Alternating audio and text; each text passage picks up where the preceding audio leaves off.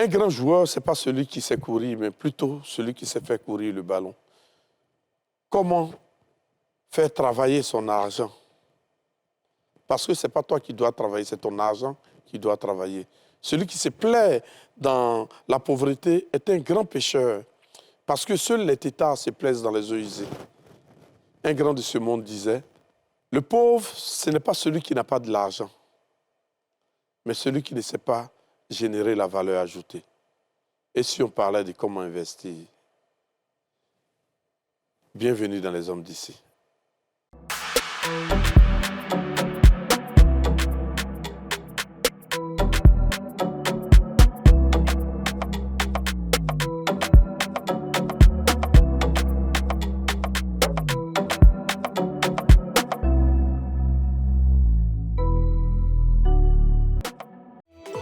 Ce programme vous est présenté par l'Onassi Online. Bienvenue dans les hommes d'ici, bienvenue. Dans les hommes d'ici, je suis toujours avec le coach Yoman François. Comment vas-tu, Yoman? Yoman Jean-François. Oh, tu aimes trop ton nom composé. Répète après moi. Yoman Jean-François. Super, Siro, je vais super bien toi-même. Ça va. Mais t'es élégantissimo. Non, tu sais, je suis embêté, il t'a toujours dit ça. On ne joue pas avec. Il n'est pas seul, je suis aussi avec Mohamed Ali. Comment vas-tu, Mohamed Ali? Bonjour, Siro, ça va, tranquille, Dieu fait grâce. Tu es tout beau, là. Je te dis, il faut arrêter. Il faut arrêter de me dire que je suis beau. Je le sais, tu le sais, nous le savons, nous tous. Ça va te fatiguer. On laisse comme ça, quand tu me vois. Yoman, Oui. avons-nous les mêmes chances au départ? Je ne crois pas beaucoup à la question de la chance.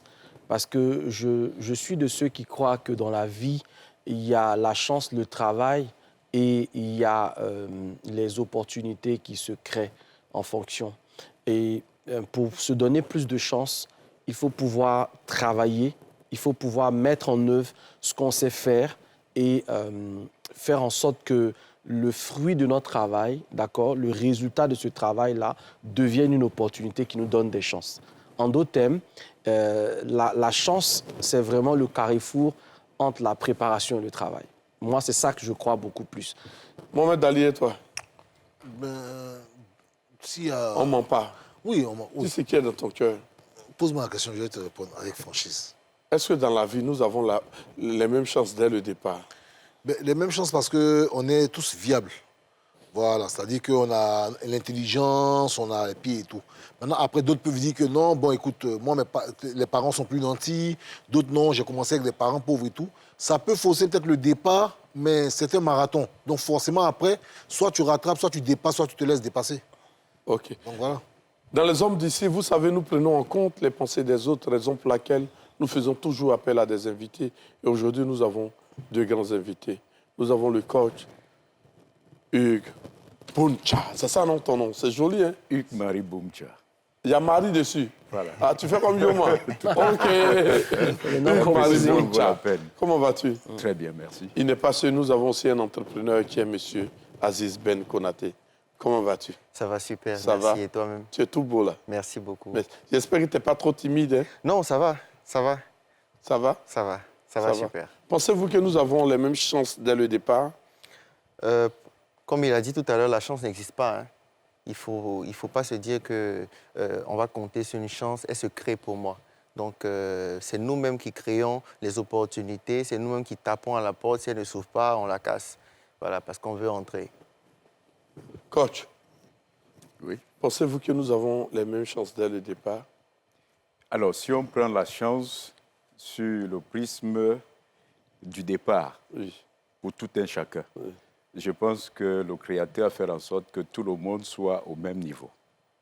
Peut-être quelqu'un peut naître dans une famille où certaines choses sont préparées à l'avance, mais nous avons tous les mêmes opportunités au départ.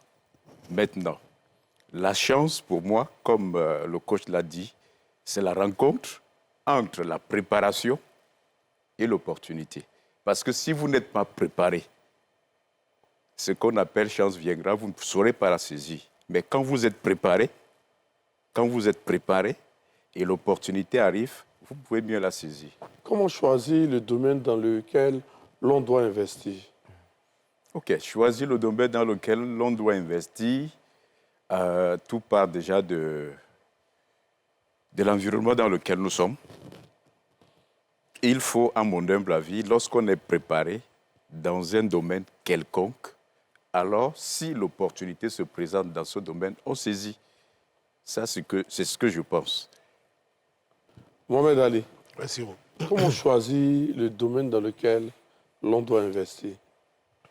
Bon, je pense que le premier domaine dans lequel on choisit d'investir, c'est un domaine qu'on ressent. C'est ce que je me dis, hein. On ressent un domaine, ou bien, enfin, quand je dis ressentir, c'est-à-dire soit peut-être avoir des aptitudes ou avoir entendu bon, les bienfaits de tel ou tel investissement. Parce que déjà, je pars sur la base du fait que chacun de nous a forcément une aptitude. D'accord? Et si tu n'as pas eu la chance d'aller à l'école, que tu es dans l'entrepreneuriat, je pense que force est de reconnaître que la première des choses dans laquelle tu vas vouloir investir, c'est le domaine dans lequel tu te sens enfin, le plus apte. Ensuite, éventuellement, quand tu vas avoir des retours d'autres domaines qui sont florissants ou porteurs, c'est dans ça peut-être que tu vas mettre de l'argent. Frère Aziz, Oui. comment choisir le domaine dans lequel l'on doit investir? Toi, tu es entrepreneur. Comment tu as choisi ton domaine?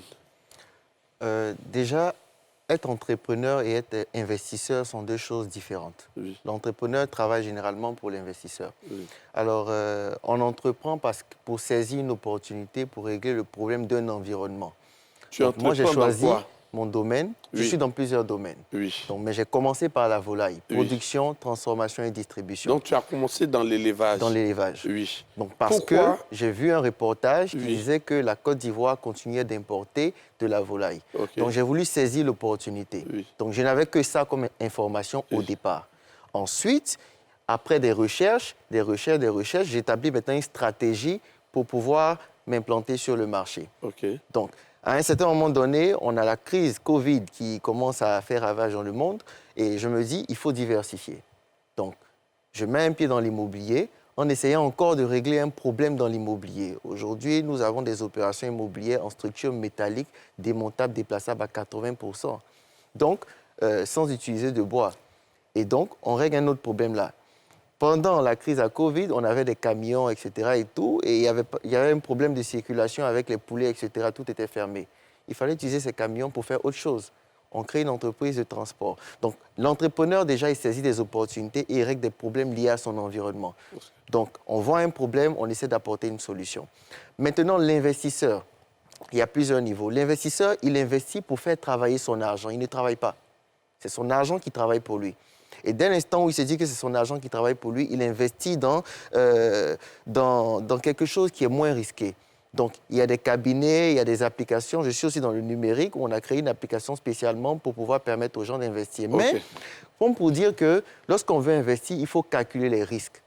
Il faut savoir où investir. Et pour savoir où investir, ce n'est pas une question de cœur, ce n'est pas une question de sentiment. C'est une question de statistiques, c'est une question de données.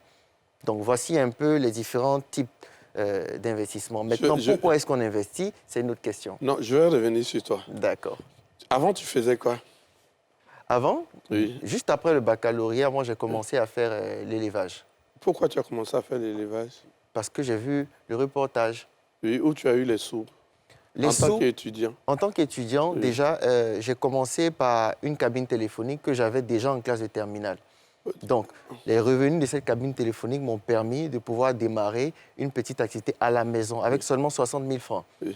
que j'ai À perdu. quel âge? J'avais quoi, 18 ans. OK. Donc, j'ai commencé à la maison avec... Donc, l'argent que tu as eu là, c'est ce que tu as mis dans la volaille. Exactement. Comment on appelle ça? C'est Comment pas on appelle? investi? Oui. Merci. C'est ce que je voulais te dire. Parce que tu voulais me montrer que ce que j'ai dit n'était pas vrai. C'était pour te dire que ce que toi aussi tu dis n'est pas vrai. C'est ça qu'on appelle investir. Merci. Bienvenue dans les hommes d'ici. On va revenir sur cette affaire-là. Yoman, Oui, moi, comment choisir le oui, métier dans lequel moi, on je doit vais investir? peut-être aller à compte courant OK. de chacun de nous. J'aime beaucoup la pensée de Warren Buffett. très grand investisseur dans le monde. Il est cité parmi les plus grandes fortunes dans le magazine Forbes. Il a dit que le premier investissement le plus important, c'est l'investissement en soi. Je pense que beaucoup de personnes font énormément d'erreurs en voulant investir tout de suite dans quelque chose ou dans les autres. Le premier investissement, c'est investir en vous. Quand je dis investir en vous, c'est vous cultiver suffisamment sur l'environnement des affaires. Lisez des biographies. Comprenez en fait le mécanisme de l'investissement. Comprenez bien les domaines dans lesquels vous voulez mettre votre argent. Parce qu'au final, pour ma part, il y a une dimension éthique aussi dans l'investissement. On n'investit pas dans n'importe quoi. Quand nous savons qu'aujourd'hui, il y a le blanchiment de capitaux qui existe, il faut faire extrêmement attention aux pseudo-opportunités d'affaires qui peuvent se mettre en place parce que vous pouvez finalement, sans vous rendre compte, faire travailler votre argent dans le blanchiment, par exemple. Vous pouvez aussi investir dans des domaines qui sont contraires à l'éthique. Vous pouvez ne même pas vous rendre compte que vous êtes en train de financer le terrorisme, par exemple. Vous pouvez ne pas vous rendre compte que vous êtes en train... Donc, il faut parfois, quand on est prêt à investir, lire la cartographie du domaine dans lequel on veut investir. Et ça, l'investisseur n'a pas besoin d'être un professionnel du domaine, mais doit être un sachant du domaine. Et ça, c'est quelque chose de fondamental. La deuxième chose, Siro, je suis de ceux qui croient en la loi de l'alignement et vraiment de l'harmonie. C'est-à-dire que moi, en tant que coach éthique, par exemple, je n'investirai pas dans un domaine parce qu'on me dit que ça marche. Il faut que j'ai une intuition puissante qui me pousse à y aller, même si tout le monde ne va pas dans ce sens. Et c'est ça aussi, avoir l'âme d'un investisseur. C'est que c'est un gros preneur de risques, mais de risques calculés. Ce n'est pas parce que tout le monde va dans un certain domaine. Vous savez qu'en Côte d'Ivoire, par exemple, il y a eu des épisodes de grands mouvements d'investissement. Je ne citerai pas des noms pour soulever la toile ou pour provoquer des tollés, mais tout le monde s'est orienté dans ces domaines-là simplement parce qu'on entendait dire que ça fonctionne bien, parce que tel a eu une expérience. Tu sais, Siro, je peux investir dans un domaine et ça peut fructifier pour moi, mais si toi, tu rentres dans ce domaine, ça peut ne pas fonctionner pour toi. Tu comprends? Donc, il y a cette énergie-là avec laquelle aussi il va falloir fonctionner. J'ai compris également qu'en troisième lieu, il y a des investissements qui sont liés, par exemple, au temps. Et si tu n'as pas la patience nécessaire, n'essaie pas. Parce que tu risques, en fait, d'avoir une mauvaise expérience. Donc, je pense qu'être un investisseur et investir dans le bon domaine ou le mauvais domaine, ça n'existe pas. Mais c'est la lecture que tu fais. Parce qu'il y a des investissements dans lesquels, par exemple, au-delà de ce que tu vas déposer, okay, tu apportes une valeur ajoutée à des vies. Des fois, ce n'est même pas ce que tu mets et ce que tu vas gagner, mais c'est ce que tu vas surtout apporter. Le changement qualitatif de vie, la transformation, par exemple, de personnes. De savoir que ton investissement est capable de nourrir plusieurs centaines de familles et que par toi, par exemple, il y a toute une chaîne qui se met en place, une chaîne de valeur qui se met en place. Ça aussi, c'est ça qu'on appelle les investisseurs éthiques. C'est-à-dire qu'ils arrivent à un niveau où ce n'est pas d'abord le gain, mais c'est l'impact de ce qu'ils investissent, qu'ils recherchent. Voilà, moi, le type d'investissement qui pourrait m'intéresser. Monsieur Hugues. Oui, monsieur Siro. Il y a des personnes qui ont des parents qui ont des petits commerces. Et quel conseil vous leur donnez? De continuer dans la voie de leurs parents pour mieux réussir ou de chercher autre chose? OK. Disons que la personne qui a des parents qui sont dans des petits commerces, je les conseillerais déjà d'apprendre.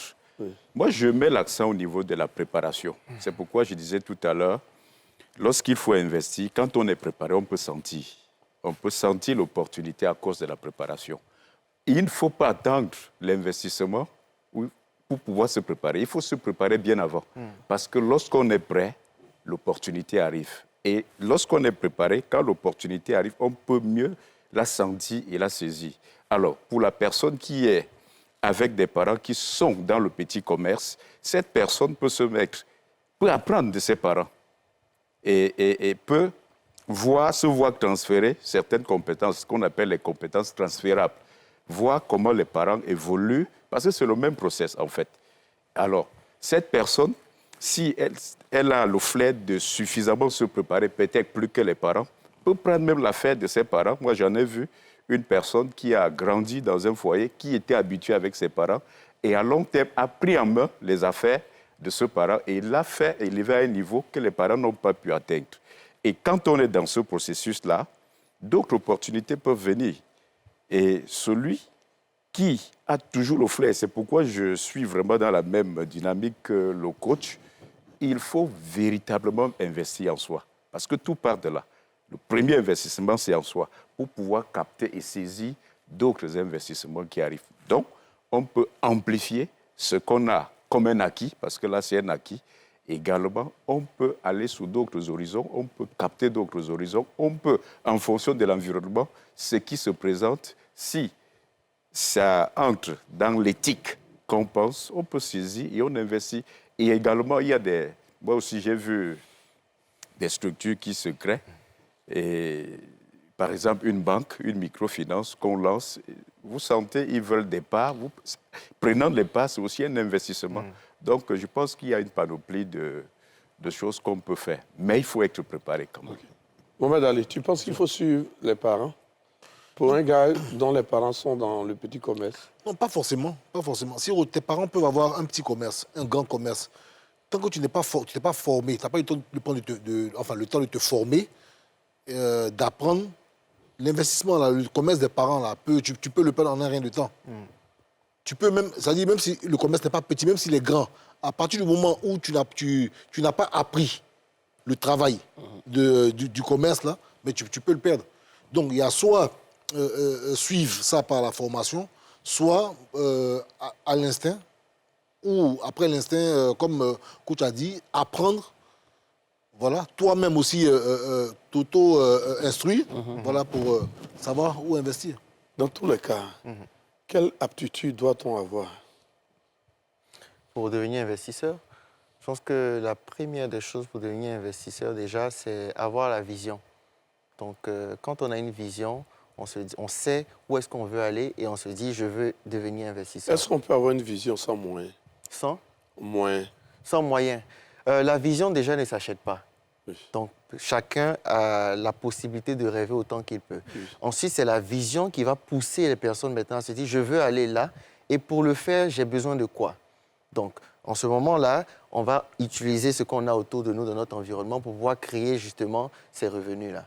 Donc, par exemple, moi, j'ai fait l'aide-maçon sur des chantiers. Après le baccalauréat, j'ai vendu des ignames au marché. Mais ce n'est pas exactement ce que mon père, il était professeur de mathématiques. OK. Donc, et maman? Maman, elle est infirmière. OK. Puis toi, tu as aimé le commerce dès le départ? Moi, j'ai aimé le commerce depuis la classe de seconde. Oh. De toute façon, de la manière dont tu as aimé le commerce, c'est comme ça la télé aime le commerce. Super. Raison pour laquelle nous allons aller à la pub. Super. La pub.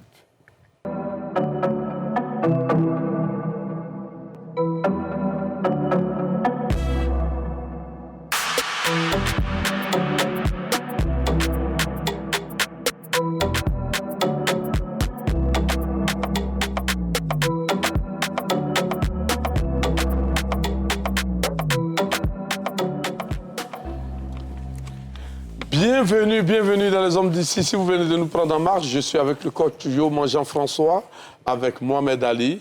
Nous sommes aussi avec M. Hugues, le coach, et Aziz Ben. Comment vas-tu? Ça va super, merci. Yoma, doit-on forcément avoir des modèles d'entrepreneurs? Oui, le modèle est... Est-ce forcé? Je pense que le modèle est à l'entrepreneur ce que le modèle serait un couturier. Tu as besoin d'un patron. Le patron, c'est quoi? C'est ce sur quoi tu bâtis. Tout à l'heure, Ben parlait de la vision. Mais la vision, c'est quoi? C'est fait d'après un modèle. Et ce modèle-là, il peut être une inspiration. Je suis de ceux qui croient qu'on n'est pas obligé d'être dans la copie conforme, mais on peut s'inspirer de modèles. C'est pourquoi tout à l'heure, dans mon propos, je parlais de biographie. Il n'y a rien de nouveau sous le soleil. En vérité, ce que tu veux faire, il y a quelqu'un qui le fait déjà avant toi. Peut-être pas de la même façon, mais sa façon de le faire peut t'inspirer. C'est là où, pour moi, le tout premier modèle, c'est les mentors. Des mentors qui sont dans un domaine, qui brillent dans ce domaine, qui excellent dans ce domaine, et tu n'as pas forcément à réinventer la roue. Il suffit simplement d'en apprendre sur eux Et il y a différents styles de mentorat. Hein. Il y a ce que j'appelle le mentorat distant, c'est-à-dire que c'est quelqu'un que tu n'as jamais rencontré, mais que tu suis sur les réseaux, que tu suis sur son site Internet. Par exemple, Brand Cardone, il est mentor de plusieurs personnes qui ne l'ont jamais vu une seule fois dans la vie. Et pourtant, ces personnes-là sont impactées par ce qu'il fait. J'ai parlé tout à l'heure, par exemple, de Warren Buffett. Il y a, par exemple, ce gars-là d'Amazon, hein, comment il s'appelle là? Bezos. Okay? Tous ces grands hommes d'affaires, j'ai parlé peut-être de modèles internationaux, hein, mais à l'échelle africaine, on a Aliko Dangote, on a par exemple M. Jean-Louis Billon ici en Côte d'Ivoire, M. Diagou Kakou, qui sont de très grands investisseurs, des personnes qui sont rompues à la tâche et à l'expérience. Il suffit simplement de regarder leur parcours, de lire. Et je pense que bien souvent, le problème de l'investisseur africain, pour faire un coucou peut-être à Yves, c'est vraiment la plupart du temps de ne pas lire. On ne lit pas énormément, on ne check pas, on ne va pas à la recherche de l'information. Alors qu'en vérité, la différence entre ceux qui prospèrent et ceux qui désespèrent, c'est l'information. Et si tu n'as pas la bonne information, malheureusement, tu ne peux pas aller loin. Et c'est ça pour moi le modèle. Tout à l'heure, je t'ai vu prendre des modèles. Mais je n'ai pas vu le nom de quelqu'un qui est parti de rien. De quelqu'un qui est parti de rien? De rien. Mais bien sûr. En fait, c'est quoi le concept parti de rien? Je crois que c'est un concept qui veut dire qu'on n'a pas besoin de tout avoir. Oui. La vie, c'est partir de la fin. Oui. C'est-à-dire que te dire qu'à partir de ce que j'ai... Moi, je considère toujours l'investissement ou même la recherche de capitaux pour démarrer un business comme une graine. La graine n'est jamais plus importante que le fruit ou l'arbre. Et cependant, c'est dans cette graine-là qu'est inscrit le code génétique du prochain arbre. Tu vois ce que je veux dire?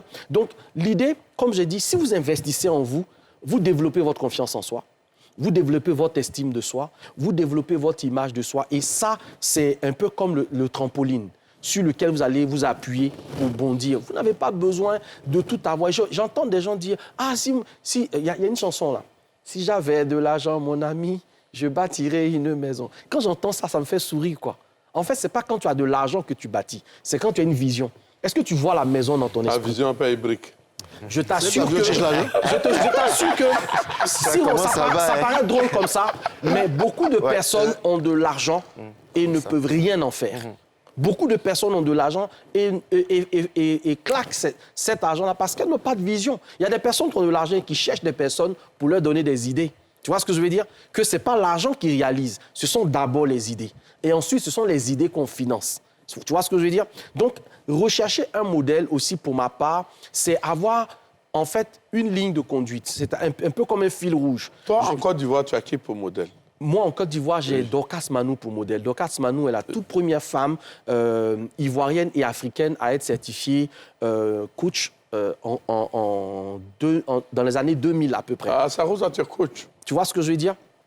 Et pourquoi c'est un modèle pour moi? Parce que c'est une femme qui a cru à un moment donné que le coaching, quand il est pratiqué de manière professionnelle, peut nous propulser. Aujourd'hui, où je te parle, elle est la headmaster, donc au niveau de la Banque mondiale, au niveau de Washington. Elle est ivoirienne et elle pilote, si tu veux, les ressources humaines de la Banque mondiale à partir de ce qu'elle a appris à faire. Moi, pour moi, c'est une inspiration et c'est un modèle. Tu vois ce que je veux dire? Et ça m'apprend en fait à m'organiser. Ça m'apprend à me discipliner en regardant comment cette personne fonctionne. Peut-être que Dorcas n'a pas peut-être fait forcément de grandes conférences, etc. Mais ce qui m'intéresse, c'est sa discipline. C'est sa constance, c'est sa consistance, c'est l'idée du raffinement. Se dire que peu importe la famille de laquelle je suis né, cette famille ne conditionne pas ma capacité à réussir. Et que la seule chose qui me freine entre moi et la réalisation de mon rêve, ce sont mes peurs. Ce sont mes propres freins personnels. Tu vois ce que je veux dire? Donc, c'est ça, en fait, un modèle aussi. C'est que c'est une personne dont tu vois le parcours. Parce qu'on a tous en nous de la peur. On a tous en nous la crainte du néant. C'est quand même du vide. C'est un bond dans l'inconnu. Hein? Personne ne me dira ici que quand tu te lançais dans la musique, tu ne peux pas me dire ici, en tapant la table, que tu étais sûr que ça marcherait. C'est de l'investissement. Tu as investi ton talent, tu as investi ton don et c'est sur une période que tu es en train de récolter. Quand je prends mon ami Momo, par exemple, qui investit, mais vraiment de son temps, de sa personne, dans des domaines qui le passionnent. Momo est un passionné de l'automobile. Et du coup, la dernière fois, on discutait, il me disait, mais coach, j'ai une opportunité sur la main, j'ai de l'argent pour faire quelque chose, mais je vais aller mettre ça dedans. C'est ça, en fait, tu vois ce que je veux dire? Parce que si tu n'as pas un modèle précis dans ta tête, tu investiras dans n'importe quoi et finalement, tu investiras dans rien de bon. C'est ça que je pense. On parlait du modèle. Qu'est-ce qu'on doit copier chez le modèle? Déjà, il faut préciser que le modèle est absolument indispensable et tout le monde a un modèle. Vous avez un modèle? Oui, j'ai un modèle et Oui. ça, et dans différents domaines. Par exemple, dans le domaine du coaching, mon modèle, c'est le coach Poyon puisque c'est lui mon formateur. Ok. C'est lui qui m'a formé en coaching intégral. Ok. J'exerce, bien que étant cadre de banque, j'exerce dans l'entrepreneuriat au travers du MLM, le marketing le marketing relationnel. J'ai un modèle qui est pour moi un mentor. En le voyant faire, c'est le docteur Raoul Diono. En le voyant faire, je gagne en temps. J'applique les mêmes principes. Mais je voulais faire remarquer ici qu'en ce qui concerne les modèles, ça commence déjà au niveau de la famille. Parce que nous ne sommes pas le fruit d'une génération spontanée. Nos parents déjà sont nos modèles. Et quand nous grandissons, en fonction du couloir dans lequel nous sommes en train de cheminer, alors ceux qui nous ont précédés, ceux qui ont déjà fait, on a vu, vous pouvez les utiliser comme des modèles pour gagner en temps. Et il a été démontré par deux experts, Richard Bandler et John Gringer, que lorsqu'on modélise la structure de pensée, du moins les savoir-faire de l'autre, on reproduit la même chose.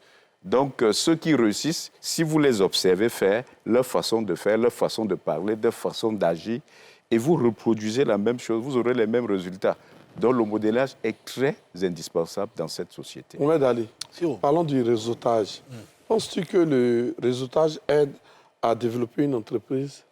Mais Siro, nous évoluons dans une société où on ne peut rien faire seul. Rien faire seul. C'est-à-dire que déjà, moi je pense que ça commence au niveau des études, que ce soit au niveau de l'école primaire, ou au collège, ou au lycée, ou après sur la fac. Je pense que pour moi, le réseautage, c'est peut-être... le premier réseautage, c'est peut-être les personnes avec qui j'ai fait tel cursus scolaire. J'ai fait tel. C'est-à-dire que j'ai commencé d'abord, soit le premier cycle, le deuxième cycle avec telle personne. Ensuite, quand au fur et à mesure que je fais des études supérieures, par exemple, je suis allé sur la fac pour aller faire Sciences Éco, par exemple. Ensuite, je quitte là-bas, je vais aller me spécialiser. J'intègre une école, une structure et tout. Je rencontre d'autres étudiants ou d'autres personnes. C'est-à-dire que ces personnes avec qui je fais des formations constituent mon premier réseautage. Ensuite, maintenant, je crée l'entreprise. Mais je crée l'entreprise, je la développe sur la base, c'est-à-dire je l'étends sur la base de quoi? C'est vrai qu'on peut parler d'investissement pour dire mettre de l'argent, faire ci, faire ça. Mais tant que tu n'as pas le réseautage adéquat, ton entreprise, comment tu la développes? En fait, je veux juste dire qu'on ne peut rien faire seul. Et le réseautage est important, je pense, pour le développement d'une entreprise. La même question pour toi. Je pense. Toi, fils des pauvres, tu t'es battu seul. Tu t'es construit seul. Et aujourd'hui, entrepreneur, penses-tu que le réseautage est très important pour bâtir une entreprise? Bien sûr. Bien sûr, pas forcément pour bâtir une entreprise, mais pour développer une entreprise. Donc, avoir un réseau ouvre des opportunités. Et donc, comme il a dit dès le départ, il faut se former. Pour moi, le succès, mais toi qui as commencé, en tant que fermier, oui. comment tu as eu ton réseautage? D'abord, du transport, parce que tu n'étais pas transporteur à la base. Comment tu as eu ton réseautage encore de... Tu as fait quoi après? Des poulets. Non, ça, il est rentré dedans premier, après là. Bon, déjà voilà. dans l'élevage, Oui. ensuite dans l'immobilier, dans Oui. le transport, etc. Oui. Pour moi, ce n'est pas avoir un réseau dans chaque domaine. Oui. Donc, lorsqu'on veut entrer, il a dit il faut d'abord se former. Il faut s'informer également, c'est très important. Donc, il faut aller vers des personnes qu'on va considérer comme mentors. Donc, des personnes qui ont déjà une expérience dans ce domaine-là, qui vont nous montrer qui sont les bons fournisseurs, qui sont les mauvais fournisseurs, c'est-à-dire comment marcher pour éviter de faire le plus d'erreurs possible. Donc, à partir de cet instant-là, on se dit, bon, j'ai un réseau. Donc, pour moi, c'est ça ma conception du réseau. Maintenant, à un autre niveau, il y a un réseau qui déclenche des opportunités. Donc, s'informer, aller à des événements, rencontrer des personnes qui, on dit qui s'assemblent se ressemblent. Donc, quand on est dans un événement d'immobilier, mais on a des acteurs de l'immobilier qui sont là. Donc, on va forcément avoir ou bien l'opportunité d'avoir, de rencontrer des personnes qui sont dans l'immobilier. Sur l'échelle de l'investissement, à quel moment tu quittes sur la marche du fermier pour aller sur la marche De l'immobilier. De l'immobilier. Ouais. Alors, déjà, c'est une question de... Moi, par exemple, je me suis dit, j'ai une vision. Je rentre dans l'élevage. Je veux atteindre des objectifs à 30 ans. Ces objectifs, est-ce que je peux les atteindre à 30 ans avec les moyens que j'ai et avec ce que je vois? Non. Mais à quel moment... Je viens. Oui. Donc, à partir de cet instant-là, il me faut chercher comment accélérer le processus. Et pour accélérer le processus, il faut diversifier. Diversifier dans un domaine qui peut aller vite. Donc, il faut avoir des produits où je vends un poulet à 3 000, 2 500, 5 000, etc. Je ne vends pas un poulet à 10 millions. Je ne vends pas un poulet à 100 millions. Comment est-ce que je fais pour avoir des produits à 100 millions, à 10 millions, à 20 millions, à 30 millions? Au fait, est-ce que tu m'as compris? Ma question est simple. Tu es dans le volaille, ça marche bien. À quel moment il t'est dit de devenir... de rentrer dans l'immobilier, par exemple? Alors, déjà, je nourrissais oui. la diversification. Et le déclic est arrivé au moment où il y a eu la crise à Covid, où tout est fermé. Actuellement, qu'est-ce que tu fais? Tout est fermé, toutes les entreprises fonctionnent. Non, actuellement, qu'est-ce que tu fais? Tu es plutôt dans l'immobilier toujours? Oui. OK. Je suis dans l'immobilier, je suis dans la Donc, volaille. Ta première vision, c'était l'immobilier? Non. Ma première vision, Oui. ma toute première vision, Oui. c'était de construire des véhicules, de fabriquer des voitures. OK. Made in Côte d'Ivoire. OK. C'était ma toute première vision. Donc après le bac, je me suis dit, je vais faire de petites activités, je vais avoir de l'argent, je vais acheter un véhicule, je vais faire le transport, après je vais prendre de l'argent pour aller monter une usine. C'était ça ma vision. Voilà. Ensuite, la vie fait qu'on se retrouve à saisir une opportunité. Donc j'ai saisi l'opportunité en voyant le reportage qui dit que le pays continue d'importer la volaille. Donc j'entre dans ce domaine et par la suite, la passion vient. Donc, Maintenant, à force d'élever moi-même les poulets, etc. et tout. Donc, il y a une vision qui s'est créée dans ce domaine-là. Ainsi de suite. Je vais te poser une question un peu indiscrète. D'accord. Quel est le chiffre d'affaires qui t'a fait partir de la volaille à l'immobilier? Je ne comprends pas la question. Parce que on gagne de l'argent dans la volaille, Oui. mais dans l'immobilier, ça demande plus. Demande plus de quoi? D'argent? Oui. Non, pas forcément. Moi, je suis un entrepreneur qui commence avec les moyens de bord. Dans la volaille, tu faisais Dans la combien? volaille, par exemple, on a des points de vente, on a plusieurs points de vente. Oui. On fait la production, la transformation. Excuse-moi, c'était quoi ton chiffre d'affaires? Ah, on est sur un plateau télé. Non, au fait, Donc, c'est pour dire que, en tout cas, plusieurs centaines de millions. Tu sais, je t'explique. Je vivais déjà de la volaille. Je te pose J'avais une zone de confort Écoute-moi. dans laquelle je voulais sortir. Je te pose ces questions-là pour les jeunes qui nous regardent, Bien sûr. qui n'ont pas foi en leur destin, qui n'ont pas, qui aujourd'hui ont une vision freinée. OK. Tu vois? Je veux leur démontrer qu'on peut partir de là à là parce que ça nous a appelés. Donc, je veux que tu exprimes, voilà. Alors, c'est ce que je... D'accord. J'étais en train de dire tout Voilà. à l'heure. Donc, si je te pose des questions, il ne faut pas quand penser tu es... que... Non, je comprends. Voilà. Je comprends. Mais j'aime bien répondre à ces questions-là parce que ça me permet de pouvoir expliquer clairement donc, le cheminement. OK. Je l'ai dit tout à l'heure, je veux atteindre un objectif à 30 ans. Je suis dans un domaine qui marche bien. Je suis dans une zone de confort qui, si je ne fais pas attention, je risque de rester au même niveau. Mais dans la vie, il faut évoluer. Le monde bouge, la Terre ne s'arrête pas de tourner. Donc, quand on se dit que je veux passer à une autre étape, Et il y a une condition qui est là, donc une réalité avec la crise à Covid, etc. et tout. Je me dis, ah, c'est le moment. Ça m'a permis de savoir le moment. Mais je savais déjà qu'à un certain moment donné, il allait falloir passer à une autre étape. Une autre étape. Voilà. Donc, j'entre dans une autre étape où je sais que dans cette étape-là, je pourrais gagner beaucoup plus, ça pourrait aller beaucoup plus vite. Mais je réussis dans cette étape-là à cause des expériences que j'ai eues en investissant, en travaillant depuis le début dans la volaille. Donc, ça me permet d'avoir déjà des compétences qui me permettent de mettre en place une entreprise. Une entreprise qui va beaucoup plus rapidement. Donc, je fais l'étude de marché, je sais comment développer l'entreprise et ça s'appuie sur la base.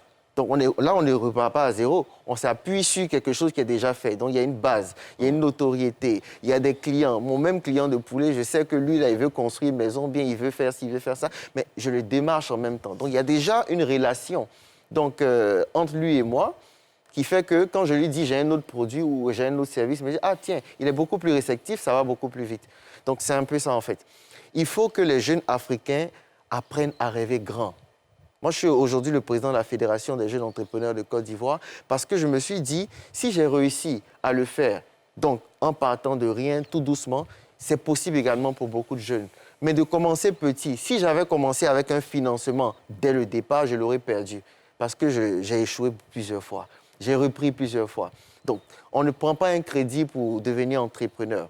Non, on commence avec ce qu'on a, on fait du love money, mais on sait que ce love money, on va perdre, on va apprendre sur le terrain au fur et à mesure, mais on n'abandonne pas. On finit toujours par trouver un moyen de réussir. Donc ça, ce sont des stratégies, c'est apprendre, c'est s'informer. Je ne me rappelle pas combien des centaines de vidéos de marketing, d'études de marché que j'ai regardées sur la toile. Mais pourquoi? Ça m'a permis de pouvoir faire un pas en avant. Je démarre à la maison, avec les briques entreposées, tout simplement parce que je comprends que je vois Bill Gates qui a commencé dans son garage. Je dis, mais c'est que je veux commencer à la maison. Donc, dès l'instant, le devis de 2 millions qu'on m'a fait pour démarrer la ferme est quitté dans ma tête. Je vais commencer avec ce que j'ai, je ramène ça à ce que j'ai avec les conditions que j'ai. Voilà. Waouh. Les conditions que nous avons ici, on nous exige toujours la pub. La pub est exigée à la télévision, donc la pub.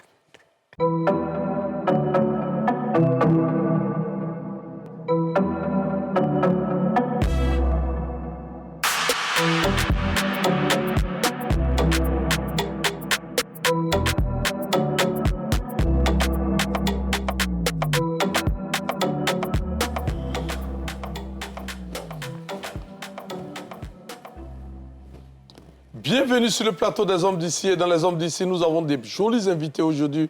Nous avons le coach Hugues et l'entrepreneur Aziz Ben Konaté.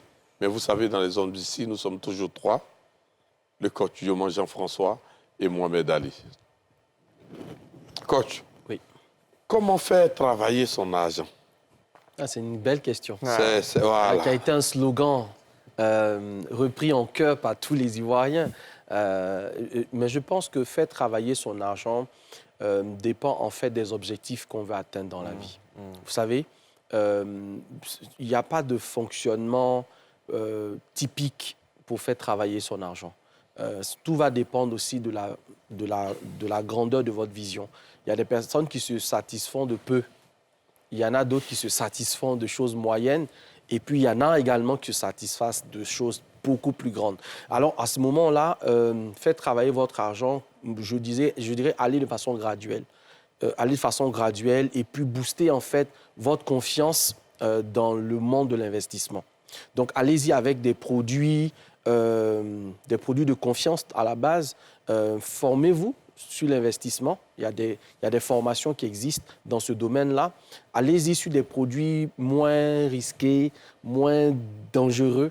Voilà. Allez-y sur la bourse, allez-y sur des petites choses comme ça. Mais après, je vais dire que c'est un peu...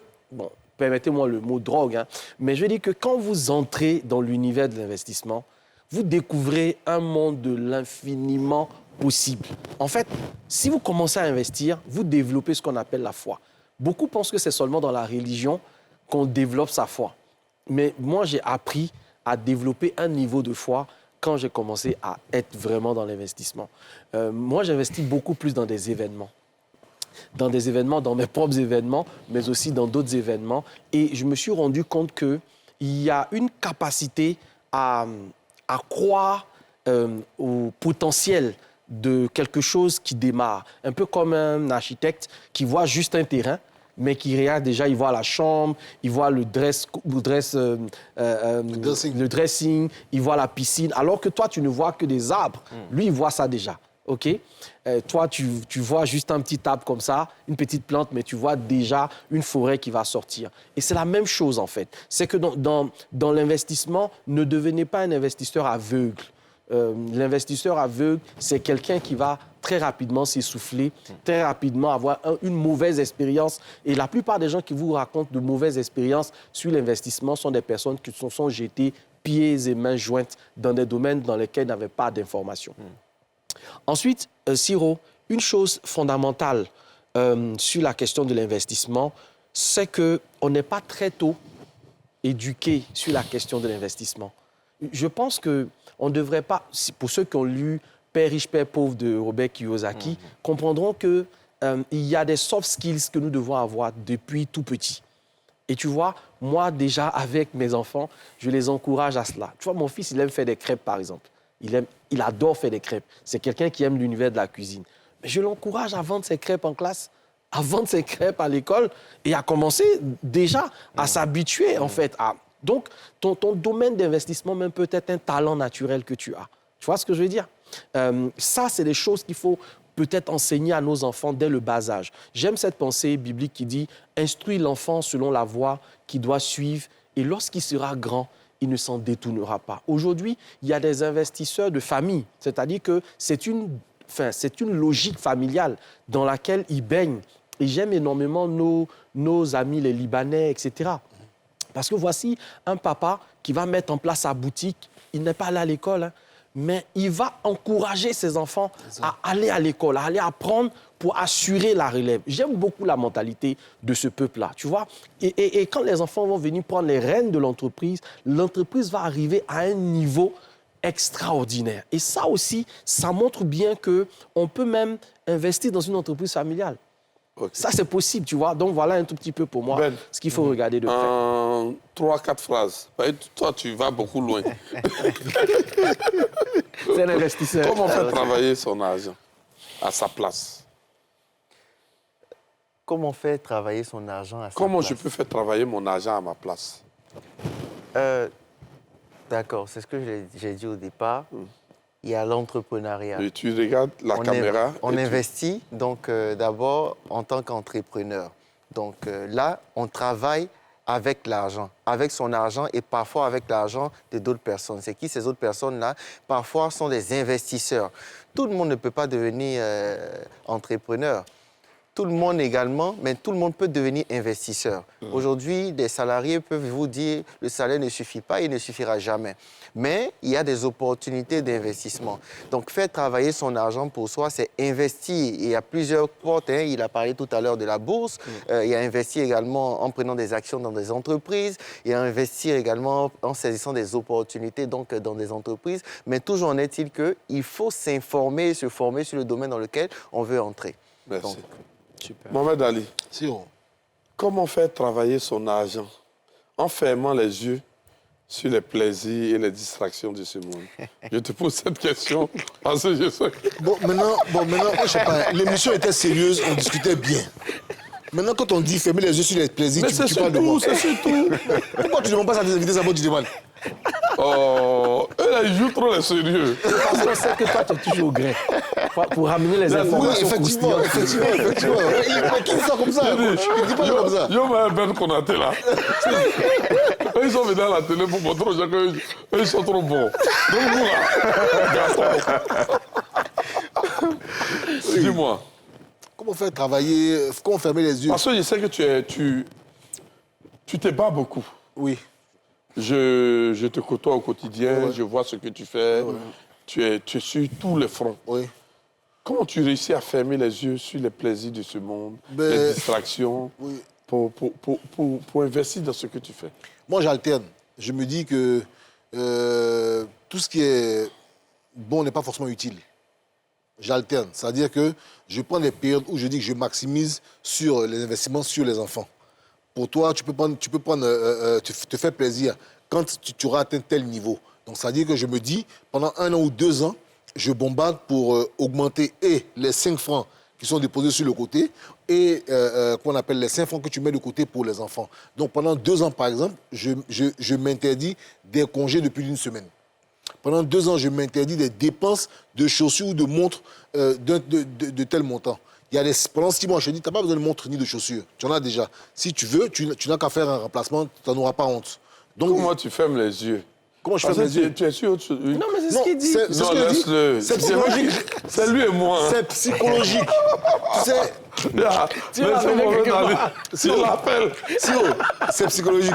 Il y a des fois, les matins, quand je n'ai pas envie de sortir, je suis là. C'est mon élément. Je suis là, je suis couché et tout. Et puis, on me dit, tu ne sors pas aujourd'hui. J'ai dit non, non. Elle dit, et ta petite phrase là?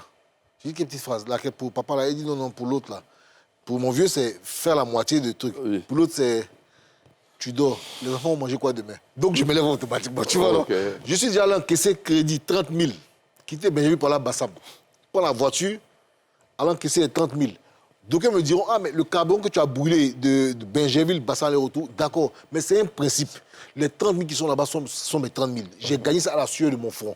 Le carburant est déjà mis dans la voiture. Donc, je vais brûler le carburant que j'ai pour aller prendre les 30 000 francs, venir déposer là où ils doivent être. Et pendant ce temps, c'est-à-dire, au fur et à mesure que je fais ça, je me dis que pendant 1 an, 2 ans, je ne paye rien pour moi. Ni chaussures, ni montre, ni parfum, ni quoi que ce soit. Les sorties, je dis, bon, écoute, tu dois vivre quand même. Il y a le stress que tu dois évacuer. Donc, 1 fois par mois, des petites soirées rumba.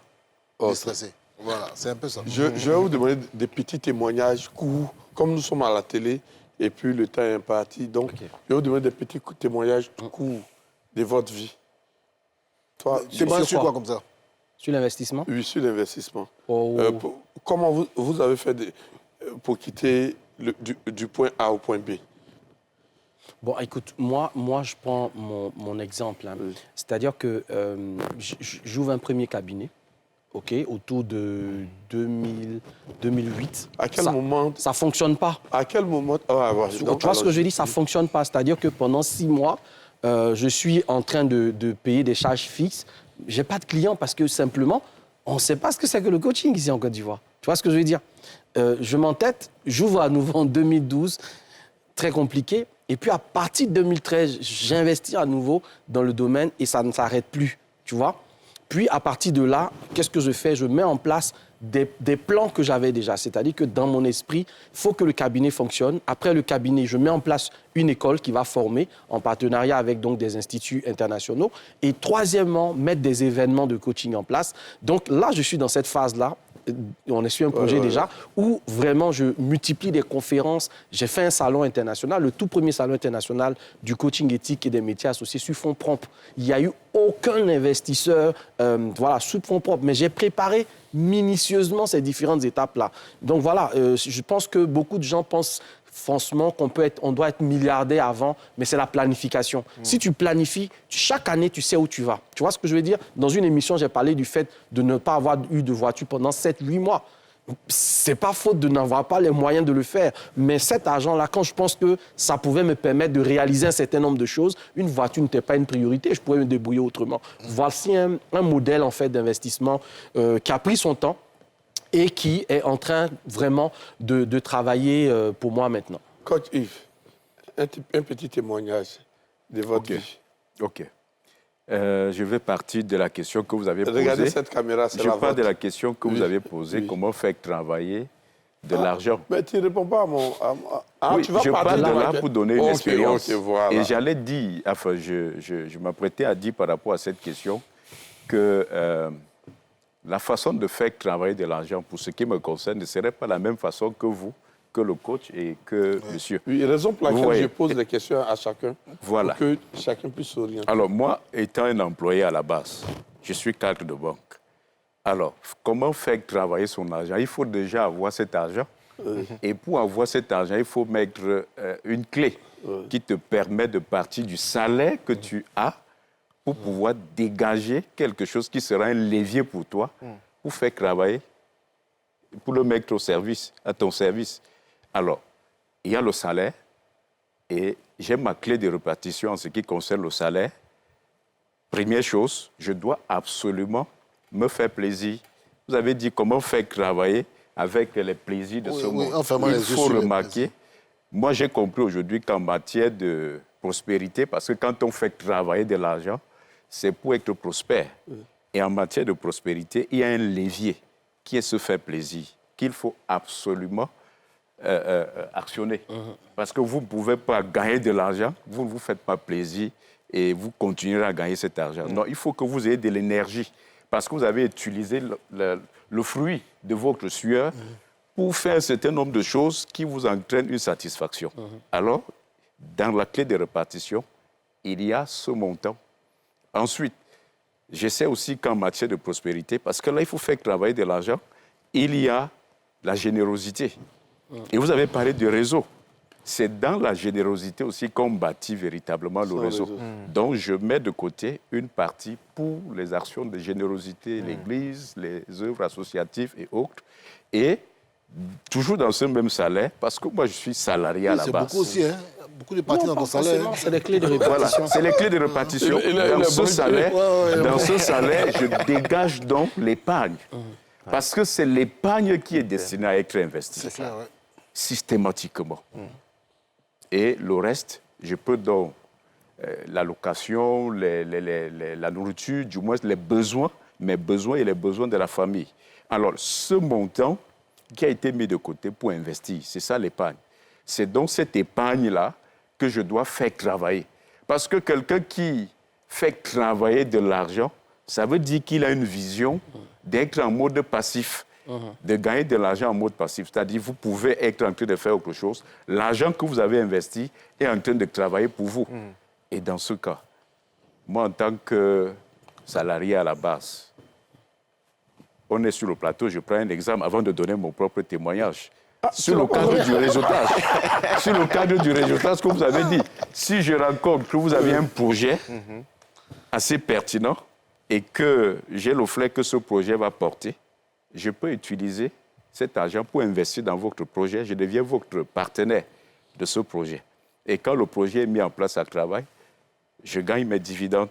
Alors, l'expérience que je vais donc partager pour ce qui concerne ma vie, avant, il faut le dire, ce que je connais aujourd'hui, je ne connaissais pas. Donc, quand je suis entré dans le monde de l'entrepreneuriat, j'étais hyper endetté. Quoique, il y a un salaire qui peut nourrir son homme. Mais quand j'ai appris qu'il faut bien utiliser son salaire, il faut bien gérer son salaire, j'ai mis en place ces leviers que je venais de partager avec vous. Et l'épargne que j'ai pu constituer, c'est ça qui m'a permis d'investir dans le marketing relationnel. Et l'épargne également m'a permis d'investir dans ma formation en tant que coach en développement intégral. Il y a beaucoup d'épargne. On a l'argent, il y a beaucoup. Hein. Pardon? On a l'argent que tu gagnes, il y a beaucoup. Hein. Toi, tu as déjà C'est pas forcément. l'épargne. Voilà, c'est pourquoi je dis que c'est très, très indispensable la gestion. Pour moi, je pense que la clé même en matière d'argent, c'est au niveau de la gestion. Pour moi, ce n'est pas forcément la quantité, mais c'est le savoir gérer ce que vous avez. Ok. Une réponse, une question, une réponse. Est-ce que tout le monde peut être entrepreneur? Non. Pour toi? Non. Pour toi? Je pense qu'à la base, tout le monde est entrepreneur. Donc, non. Tout le monde n'est pas entrepreneur, On mais le tout le devient. monde peut être entrepreneur. C'est la question. Est-ce que tout le monde peut être entrepreneur? Tout à fait. Dans ce sens-là, oui. Oui. Non, c'est la question que je t'avais Non. posée. Dans ce sens... Il n'y a dans pas ce de sens. oui. Hein. Dans J'ai ce dit, sens, oui. est-ce que tout le monde peut être entrepreneur? Je repose ma question. Moi, je dirais toujours non. Ça dépend Tu vois du que, sens. tu vois que, Moi, je dirais tu sais toujours pas où tu es. Non, ça Il y a dépend pas du de sens. sens. Parce qu'on n'est pas entrepreneur, J'ai dit- on le devient. Oui, Donc, est-ce que tout le monde peut peut devenir Non. entrepreneur. Est-ce que tout le monde peut être entrepreneur? C'est à cette question Non. que tu dois répondre. Monsieur, est-ce que tout le monde peut être entrepreneur? Tout le monde peut être entrepreneur. Et toi, Mohamed Ali? Non. Tu penses pas? Non, tout le monde ne peut pas être entrepreneur. Ok. Et toi?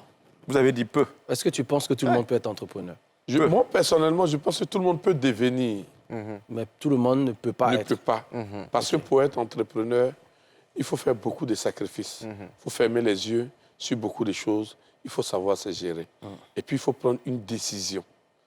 C'est la décision qui va te faire transcender. Parce que la chose la plus importante, c'est la formation. Après la formation, tu auras le succès. Après le succès, tu auras la réussite. Mais si tu as une mauvaise formation, tu vas avoir le succès sans avoir la réussite. C'était les hommes d'ici. Merci. Ce programme vous a été présenté par l'ONACI Online.